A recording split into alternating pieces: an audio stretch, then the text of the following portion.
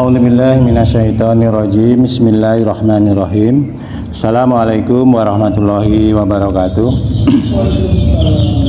Innal hamdalillah nahmaduhu wa nasta'inu wa naghfiruh wa na'udzubillahi min syururi anfusina wa min sayyiati a'malina may yahdihillahu fala mudhillalah wa may yudhlil fala hadiyalah.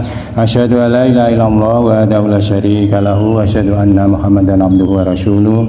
Allahumma shalli ala Muhammad wa ala ali Muhammad kama shallaita ala Ibrahim wa ala ali Ibrahim wa barik ala Muhammad wa ala ali Muhammad kama barakta ala Ibrahim wa ala ali Ibrahim fil alamin innaka Hamidum Majid. Amma ba'du. Alhamdulillah Bapak Ibu sekalian yang dirahmati Allah, malam hari ini kita wajib menambah kesyukuran kita kepada Allah Subhanahu wa taala, selalu bersyukur dan bersyukur atas rahmat yang terus kita terima hingga malam hari ini kita dalam keadaan sehat walafiat, ditambah semangat dan kesabaran dalam rangka sharing keilmuan menuju ke dalam ketaatan kepada Allah Subhanahu wa taala. Salawat dan salam mari kita juga aturkan kepada junjungan kita Nabi besar Muhammad sallallahu alaihi wasallam, pada para keluarganya, pada para sahabatnya dan para pengikutnya sampai akhir zaman nanti. Insya Allah mudah-mudahan keturunan kita, anak-anak cucu kita dan dzurriat kita nantinya bisa mendapatkan syafaat dari beliau di hari akhir. Amin amin ya rabbal alamin. Bapak Ibu sekalian yang dirahmati Allah, saya akan melanjutkan sharing saya, yaitu tentang Asmaul Husna Ar-Razzaq yang berhubungan erat dengan kuantum rezeki yang kita bahas sudah dari pekan-pekan kemarin. Ahad kemarin kita sudah membahas tentang Ar-Razzaq yang ada dua di dalam Al-Quran yang kita pahami, yaitu ada Ar-Razik dan Ar-Razzaq. Kemarin sudah kita bahas, yaitu mengenai Ar-Razik ada di dalam surat Al-Maidah ayat 114. Kemudian kalau Ar-Razzaq yaitu diantaranya di surat Ad-Dariyat ayat 58. Kemarin sudah kita bahas, di antaranya yang selalu kita ingat dan ini memang menjadi sering kita baca gitu ya. Kalau di dalam Al-Maidah 114 yaitu Allah Subhanahu wa taala berfirman, "Warzuqna wa anta khairul razikin." Ya. Ya Allah, karuniakanlah kepada kami rezeki dan Engkaulah sebaik-baik pemberi rezeki. Nah, ini Ar-Razik ya, salah satunya di dalam surat Al-Maidah 114. Kalau Ar-Razzaq itu salah satunya ada di dalam surat Ad-Dariyat ayat 58, yaitu Allah Subhanahu wa taala berfirman, "Innallaha huwar razzaqu dzul quwwatul matin." Ya. Bahwa Allah Subhanahu wa taala adalah pemilik kekuatan yang sangat kokoh ya. Sesungguhnya Allah Subhanahu wa taala adalah Ar-Razzaq ya, yang maha pemberi rezeki, dan Allah Subhanahu wa taala adalah pemilik kekuatan yang sangat kokoh. Kemarin kita sudah membahas apa hubungannya antara Ar-Razzaq, yaitu Allah mempunyai sifat Asmaul Husna yang maha memberi rezeki, dengan sifat Allah yaitu Dzul Quwwatul Matin.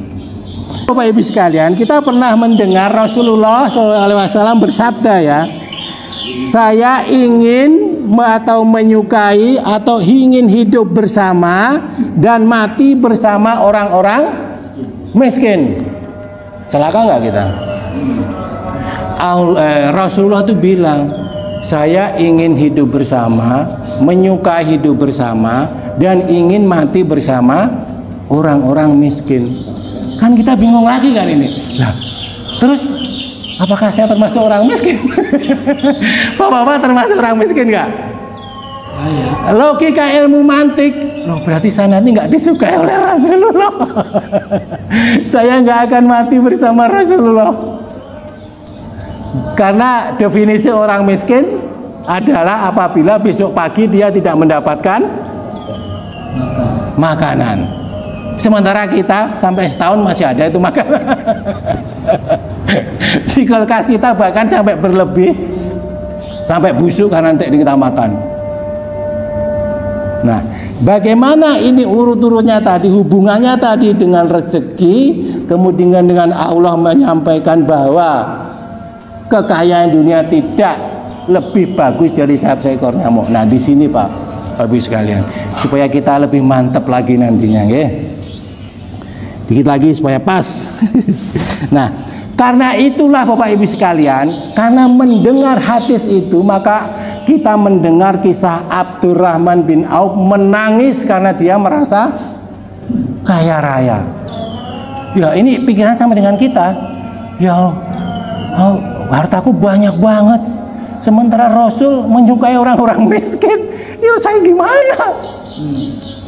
Akhirnya Abdurrahman bin Auf bercita-cita untuk menjadi orang miskin. Sehingga kisahnya ketika terjadi musibah di seluruh Madinah bahwa kurma tidak bisa dipanen dan menjadi busuk semuanya. Nah, yes, bisa beli semuanya. Duitnya dihabis untuk membeli kurma busuk supaya menjadi orang miskin. Faktanya tidak begitu. Qadarullah, orang-orang dari kerajaan Romawi, para utusannya datang ke Madinah untuk mencari kurma yang busuk dengan harga yang mau beli berlipat-lipat. Ya, kaya lagi saya. Ya.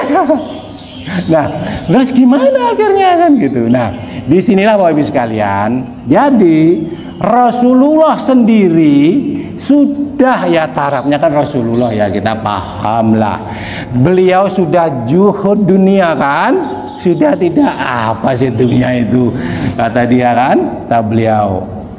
Jadi beliau membenarkan bahwa dunia kekayaan itu tidak lebih dari sayap seekor nyamuk. Sehingga bapak-bapak, para sahabat Rasulullah yang miskin-miskin itu enggak menjadi berkecil hati. Ya Rasulullah, itu orang kafir Quraisy untanya 100. Aku satu aja enggak punya, gitu. Nah, inilah Rasulullah membangkitkan hatinya orang-orang miskin supaya tidak menjadi kufur gara-gara miskin. Kata Rasulullah, kemiskinan adalah mendekati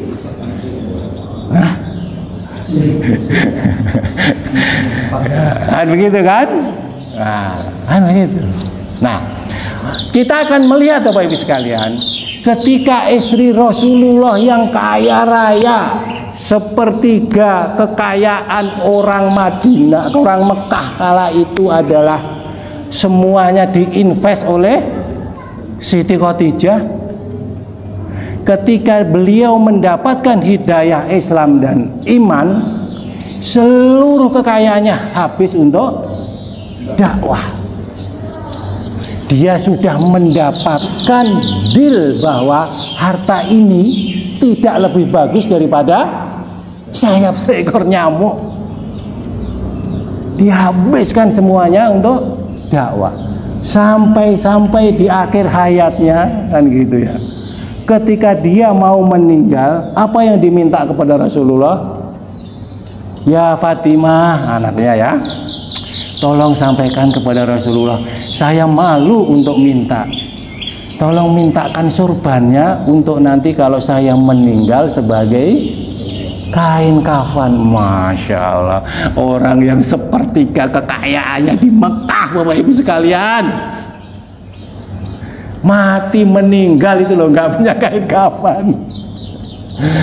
Bahkan yang sangat meremukkan hati kita keberanian beliau ya, Ya Rasulullah, ketika Rasulullah kemudian ketika Rasulullah tidur di pangkuannya Siti Khadijah menangis, menetes air matanya mengenai Rasulullah, kan gitu kan. Rasulullah kan bertanya, ya Siti Khadijah, dulu engkau adalah orang yang bangsawan, dulu adalah engkau orang yang kaya raya di Mekah ini. Apakah engkau kecewa menikahi Muhammad dalam tanda kutip yang melarat ini, kan gitu. Karena merasa tadi Siti Khadijah kok menangis, kenapa? Sementara Rasulullah sudah nggak punya apa-apa kan, semuanya juga sudah habis untuk dakwah. Jawabnya apa tadi yang disampaikan tadi kan? Bukan itu karena saya menangis, tapi saya sudah menyedekahkan seluruh kehormatan saya, seluruh kekayaan saya, seluruh kebangsawanan saya untuk Islam. Bahkan yang meremukkan hati kita kan, ya Rasulullah, apabila nanti kamu berdakwah dan tidak punya lagi harta, maka galilah kuburku dan ambillah tulang belulangku untuk jembatan menyeberangi sungai itu dalam rangka berdakwah. Ada istri-istri yang begitu. Mudah-mudahan ada ya, amin ya. Artinya apa, mohon napasnya gini, ya kita sebagai pendakwah gitu kan ya, berjuang. Kadang-kadang kita pendakwah itu juga rezekinya kan pas-pasan. Mungkin istri kita rezekinya lebih gede dari kita dalam bentuk nominal, kan begitu. Kalau kita mempunyai istri, ya Abi, ya Bapak, udahlah sampean dakwah aja dah. Soal rezeki Allah yang ngatur. Kalau kebetulan rezeki Umi ini lebih tinggi nominal dari Bapak, udah nggak usah dipikirkan, nggak usah rendah diri lah misalnya gitu. Kadang-kadang kita sebagai seorang laki-laki kan begitu ya. Mudah-mudahan ini adalah mencontoh dari Siti Khadijah. Udah satu, masya Allah ya. Nah, untuk menguatkan hati orang miskin tadi. Yang kedua adalah karena jelas Rasulullah SAW itu menganggap bahwa rezeki di dunia, harta benda, derajat, pangkat itu adalah tidak ada harganya lagi. Karena sudah ya itu kan sudah levelnya Rasulullah lah ya, kira-kira begitu ya. Tidak ada artinya dibanding rezeki, keimanan dan hidayah yang lebih berharga daripada seekor nyamuk itu. Nah, Bapak Ibu sekalian, ini kisah yang berikutnya adalah ketika yang terakhir ya, ketika Rasulullah itu kemudian perang setelah menaklukkan Makkah kan gitu ya. Kemudian terjadi perang Hunain kan ya.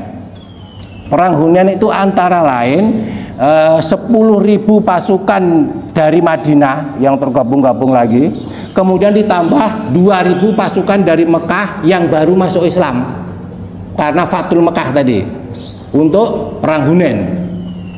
Perang Hunain akhirnya dimenangkan oleh orang-orang Islam ya, 12.000 tadi. Nah, ghanimahnya tuh sangat-sangat banyak. Nah, ini mantapnya orang-orang Madinah nantinya ya.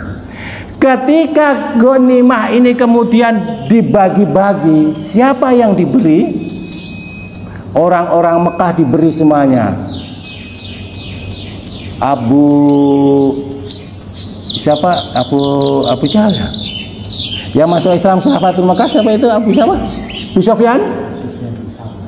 Abu Sufyan diberi 100 ekor unta.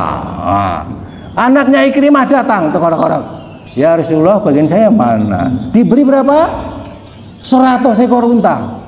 Sampai harta ghanimah itu habis, sementara orang-orang yang berangkat dari Madinah tidak mendapatkan ghanimah. Apa yang terjadi kira-kira seperti itu? Kita akan mengatakan, ya Muhammad, mohon maaf ya, aku itu loh, wis bela sampean itu dari menerima kamu datang ke Madinah nggak bawa apa-apa. Saya beri lahan, saya beri pekerjaan, saya beri makan, saya beri rumah. Bahkan ditawarkan oleh sahabat salah satu, kalau mau saya beli istri. Sahabat satu sahabat yang lain kan, Tapi ternyata setelah bergabung dengan orang-orang Mekah, kamu memilih untuk kembali kepada orang-orang Mekah. Harta ghanimah kamu berikan kepada orang-orang Mekah. Ini orang-orang Madinah, kaum Ansor yang muda-muda. Kalau yang tua-tua sudah memaklumin karena keimanannya berbeda. Nah, perbedaan hubungannya dengan tadi, Bapak Ibu sekalian. Kemudian Rasulullah mengumpulkan orang-orang Ansor dan menyampaikan pidato yang panjang. Salah satu intinya, apakah kamu tidak rela harta-harta ghanimah ini saya berikan kepada orang-orang, bukan orang-orang Mekah nyebutnya, orang-orang yang baru masuk Islam menjadi saudara kita. Apakah kamu mengira saya lebih condong kepada mereka daripada kepada kalian orang-orang Ansor? Apakah kamu mengira atau kamu lebih suka saya beri unta, saya beri macam-macam ini, tetapi aku berada di Mekah? Atau kamu ridho semua harta ghanimah saya berikan kepada orang-orang ini, tapi kita pulang bersama ke Madinah? Masya Allah, Bapak Ibu sekalian, ini tadi harta kekayaan yang tidak lebih dari seekor nyamuk sudah dipegang erat oleh orang-orang Madinah. Hanya ngomong saya itu akan balik ke Madinah, wis semua orang-orang Madinah, kaum Ansor yang perang bareng itu Allahu Akbar, dia langsung bahagia, langsung menerima. Kira-kira kalau kita gimana? Wes perang toh nyawa gitu kan ya. Perang toh nyawa, begitu menang nggak dapat ghanimah sama sekali gitu. Hanya cuma dikasih tahu, aku engkau. Rasulullah bilang, aku akan mulai sama kamu ke Madinah. Ngono tok lo ngomong gitu. Orang Madinah udah Masya Allah. Nah, ini tadi yang membedakan adalah harta dan kekayaan itu tidak lebih dari sayap seekor nyamuk. Baik Bapak Ibu sekalian, mudah-mudahan ini bermanfaat bagi kita, memantapkan hati kita, membuat sudut pandang baru kita dalam memahami ilmu-ilmu keislaman kita yang banyak sekali bergejolak di dunia saat ini. Banyak memanfaatkan ilmu-ilmu mantik yang mengolah-olah kebingungan pikiran kita. Mudah-mudahan dengan tadi bisa menambah ketakwaan kita kepada Allah Subhanahu wa taala. Kebenaran datangnya dari Allah Subhanahu wa taala. Kekurangan, kesalahan dari kami, kefakiran kami mohon dimaafkan dan mohon diberikan saran yang hikmah untuk kebaikan kita bersama. Billahi taufiq wal hidayah. Assalamualaikum warahmatullahi wabarakatuh.